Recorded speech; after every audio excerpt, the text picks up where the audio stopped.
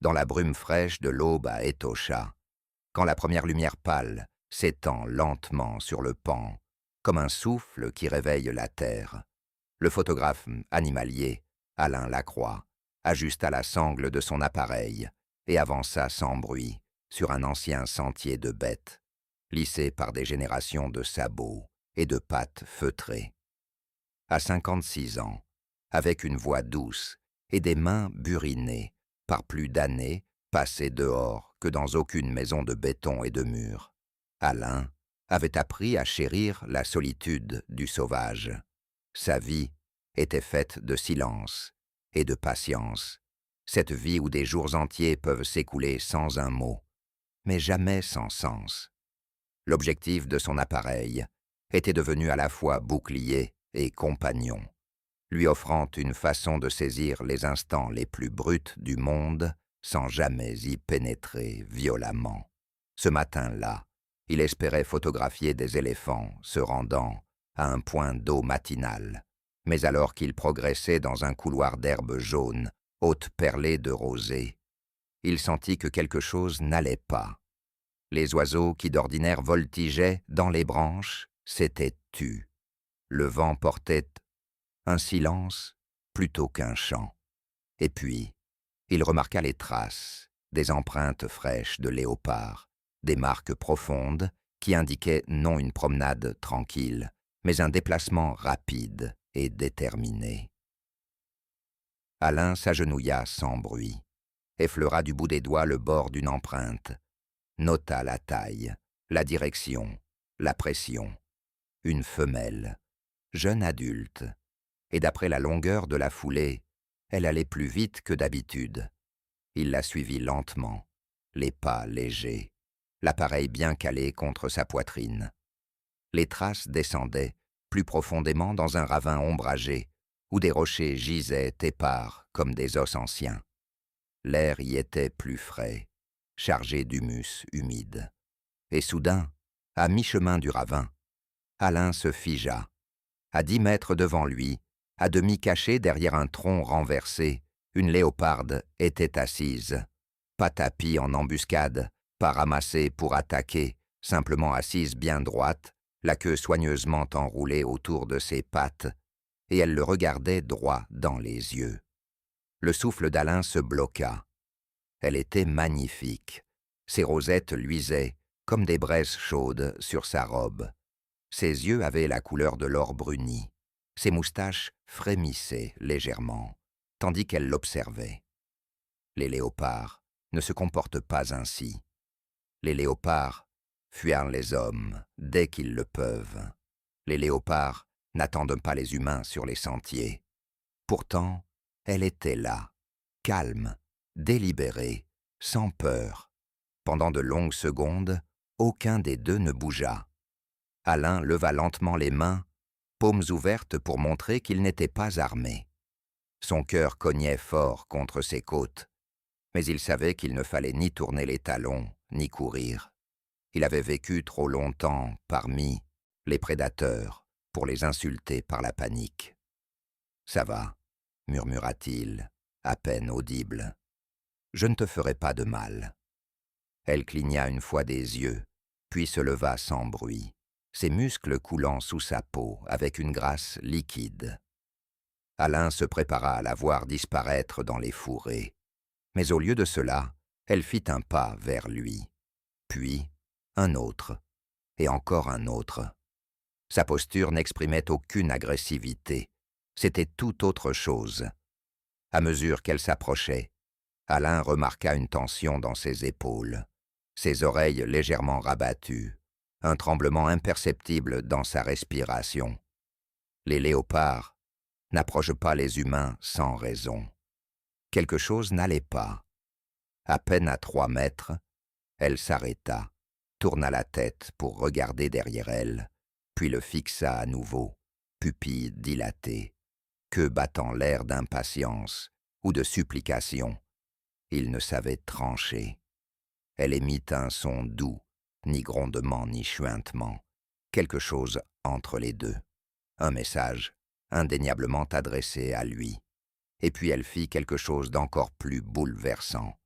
Elle s'éloigna de quelques pas, s'arrêta, se retourna et répéta le même appel bas. Alain sentit le poids de la compréhension s'abattre sur lui. Elle voulait qu'il la suive, tous ses instincts le tiraillaient entre raison et confiance. Les léopards sont solitaires, farouchement discrets. Qu'une léoparde demande à un humain de la suivre, il n'en avait jamais entendu parler, pas même dans les récits des Rangers qui avaient repassé toute leur vie ici. Mais son langage corporel, corps légèrement tourné vers lui, regard répété par-dessus l'épaule, ne laissait aucun doute. Lentement, prudemment, il avança. Elle le guida à travers un passage entre les rochers, ses mouvements vifs mais anxieux. Tandis qu'il la suivait, Alain sentait son pouls s'accélérer. Le ravin était étroit, truffé d'angles morts et d'ombres. Pourtant, la léoparde maintenait une allure qu'il pouvait suivre, restant toujours visible, vérifiant sans cesse qu'il continuait. Après plusieurs minutes, le ravin s'élargit en une clairière secrète où la lumière du soleil filtrait en rubans dorés à travers la canopée. Là, au centre, à demi caché sous un buisson, gisait un tout petit léopardo. Le souffle d'Alain se brisa. Le petit était blessé, sa patte arrière tordue de façon anormale, sa respiration faible et irrégulière. Il tenta de relever la tête, mais poussa un gémissement plaintif et retomba dans les feuilles sèches. La mère se précipita à son côté, le poussa doucement du bout du museau avec une tendresse déchirante, lui lécha le sommet de la tête en signe d'apaisement. Puis elle leva les yeux vers Alain, avec une intensité qui le transperça. Voilà pourquoi elle l'avait cherché. Elle avait besoin d'aide. Elle l'avait choisi, lui. Alain sentit l'émotion lui gonfler la poitrine, un mélange d'émerveillement, de peine et de responsabilité. Lentement, il s'agenouilla, gardant une distance respectueuse. La blessure était grave. Une chute, une patte coincée entre des rochers, peut-être une attaque d'hyène. La patte nécessitait des soins véritables, pas seulement la présence compatissante d'un photographe. Alain plongea la main dans son sac, en sortit un émetteur satellite. Quand il appela l'unité de secours la plus proche, sa voix trembla légèrement malgré son expérience. Il avait vu bien des blessures animales, mais c'était le regard de la mère qui lui serrait la gorge. Le désespoir muet d'une créature sauvage qui plaçait toute sa confiance en lui. Quand la liaison fut établie, il donna les coordonnées et murmura « On a un léopardo blessé. Et la mère, c'est la mère qui m'a amené jusqu'à lui. » À l'autre bout, un silence. Puis, presque religieux, « On arrive, ne bougez pas. » En attendant, Alain surveilla le petit, autant qu'il le pouvait, sans franchir la frontière invisible du respect. La mère ne le quittait pas des yeux, non pas en menace, mais dans une attente inébranlable. Il y avait dans son regard une douceur qui défiait tous les clichés sur le prédateur, quelque chose qui parlait d'antiques liens entre vie et survie. Les minutes s'étirèrent comme des heures, jusqu'à ce qu'Alain entende enfin le ronronnement lointain d'un véhicule. Les oreilles de la mère frémirent, elle se raidit, prête à défendre son petit. Alain murmura doucement, apaisant les deux à la fois de sa voix. « Ils viennent pour aider, je te le promets. » L'équipe de secours arriva avec des fléchettes tranquillisantes, dosées avec précision pour ne pas blesser. Alain se leva, leur fit signe de rester lent et respectueux. La mère arpentait le sol, anxieuse, mais quand Alain se plaça légèrement devant eux, non comme bouclier, mais comme garantie, elle s'immobilisa. Sa respiration était haletante de peur. Pourtant, elle n'attaqua pas. Elle les laissa approcher. Ils l'endormirent juste assez pour la calmer, sans la plonger totalement dans l'inconscience. un équilibre que seuls les vétérans les plus expérimentés savent trouver.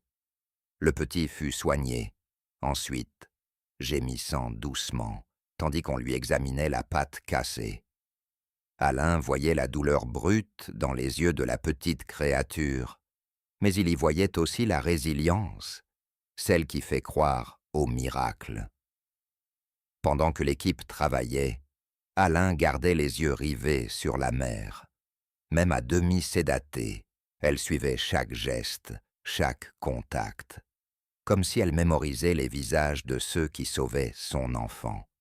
Quand la pâte fut plâtrée et le petit stabilisé, on le déposa délicatement contre sa mère, frôlant leur pelage pour que le petit sente sa chaleur. Alain s'agenouilla non loin, le cœur battant à tout rompre de l'intensité du moment. Le vétérinaire chuchota. « Elle va se réveiller bientôt. Laissons-leur de l'espace. » Mais alors qu'il reculait, la mère bougea. Ses yeux s'ouvrirent grands, clairs, lucides, conscients. Et elle regarda immédiatement Alain. L'instant le retint prisonnier. Elle se leva en chancelant, marcha vers lui d'un pas lent et décidé, et s'arrêta à quelques centimètres. Alain sentait son pouls s'emballer, mais il resta immobile, honorant son courage. Elle avança la tête, effleura si légèrement le dos de sa main de son museau, puis recula et retourna auprès de son petit. Le geste ne laissait aucun doute. Un merci, une bénédiction, la reconnaissance d'un lien tissé entre deux êtres qui n'avaient rien en commun, sinon l'urgence de l'amour. L'équipe de secours resta figée d'émerveillement. Alain déglutit, la gorge nouée, puis murmura, presque inaudible, « Prends bien soin de ton petit. » Ils se retirèrent, laissant au duo la solitude qu'il méritait. Au cours des semaines suivantes, Alain ne put rester éloigné. Il revint souvent au ravin, gardant ses distances, observant en silence de loin. La mère apparaissait toujours, le regard calme, la posture détendue, le petit boitant de moins en moins. Elle l'autorisait à assister à leur progrès, non comme un intrus, mais comme quelqu'un qu'elle avait choisi d'inclure dans leur fragile histoire de guérison. Le lien se renforça durant ces heures muettes, où aucun mot n'était prononcé, seulement des regards échangés, seulement des respirations partagées dans le doux frisson des herbes. Une fois, alors que le petit tentait un bond maladroit, sur un scarabée, la mère tourna les yeux vers Alain, avec ce qui ressemblait presque à de la fierté. Une autre fois, quand un chacal s'approcha trop près, elle se plaça entre la menace et son petit, mais ses yeux glissèrent vers Alain, comme si elle lui faisait confiance pour ne pas intervenir dans sa défense. Les jours devinrent semaines. Le petit grandit, plus vif, plus joueur, plus audacieux. L'attelle fut retirée lors d'une seconde visite soigneusement coordonnée. Et même s'il garderait une légère boiterie toute sa vie, cela ne semblait pas ternir son esprit. Alain captura chaque instant avec son appareil. La mère toilettant son enfant, le petit tentant de petites escalades, le duo blotti l'un contre l'autre à l'ombre d'un mopane. Mais aucune de ces images n'était destinée à la gloire ou à la publication. Elles étaient des souvenirs sacrés de l'histoire dont il avait été autorisé à être témoin. Vers la fin de la saison, par un après-midi tiède où le vent chantait doucement sur la savane, Alain revint une dernière fois au ravin. Cette fois, la mère et le petit se tenaient ensemble au sommet d'une crête.